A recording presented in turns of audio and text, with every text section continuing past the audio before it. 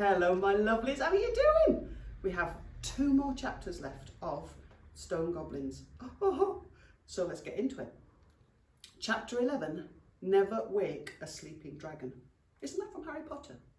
Anyway, the twins knew that if they returned to the tunnels without getting rid of the dragon, Chief Choosy Feet might send them topside for good. The thought of hiding in daylight from the dragon that had already tried eating them twice was not a happy one. They might not be so lucky next time.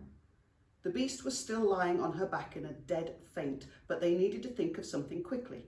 Then they might solve the problem and be heroes. "Ooh, is it dead?" came a voice from behind them.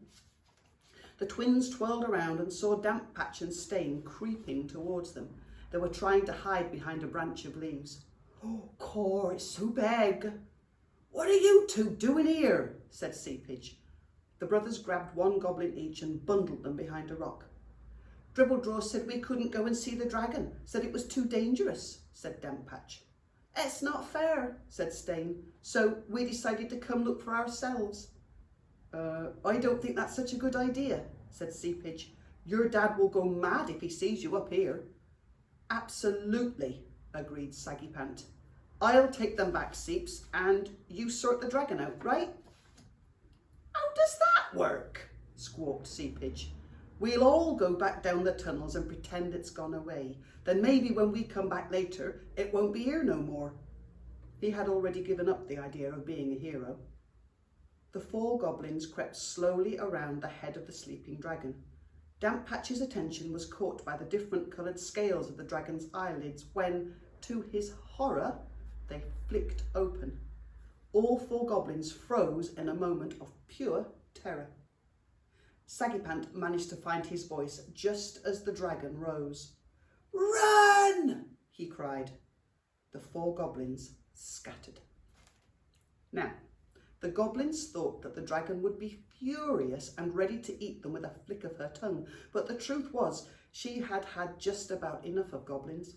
They had a nasty habit of jumping out of her tummy when she thought they were good and eaten, and where that evil eggy taste had come from she really didn't want to think about. So now, looking down at 4 of the horrible creatures running around in circles, well, it gave her the willies. She was suddenly aware that she couldn't stand properly. Somehow her tail was stuck in some kind of muddy hole. She looked around with growing panic. Now she could only see 1 goblin. Where had the other 3 got to? She roared and tried to stand again. Down on the ground, Saggy Pant was in the same blind panic. He had lost sight of the others and the dragon had let rip with the most terrifying roar. "This is it," he groaned. "I'm going to be eaten, chewed and spat out just like Seepage was last time." As soon as he said it, he realised it was true. Seepage had been spat out. He also remembered the same happening to Snillbog. Maybe she doesn't like the taste of goblin, he thought. As long as I can avoid the chewing part of being eaten, I should be okay, he mumbled to himself. He pulled out his lucky stick and waved it about at the dragon, but he had closed his eyes and couldn't see where he was going. He stumbled forward and bumped clumsily into the belly of the dragon. Now, it's a well-known fact, except to goblins, that all dragons have 1 scale soft spot on their body. But it's in a different place on each creature, making it very difficult to find if you happen to be fighting a dragon in your spare time. It could be anywhere. And it is the one squishy bit where they really don't like being touched. It gives them terrible wind, apparently. So, it was pure luck that Saggy Pant found this scale and poked it when he tripped up. With a "Hoo!" and a "Rah!" The dragon leapt into the air, freeing herself from the tunnel with an almighty pop. She launched into the air and disappeared over the mountaintops as fast as she could, the chain and plug still trailing behind her.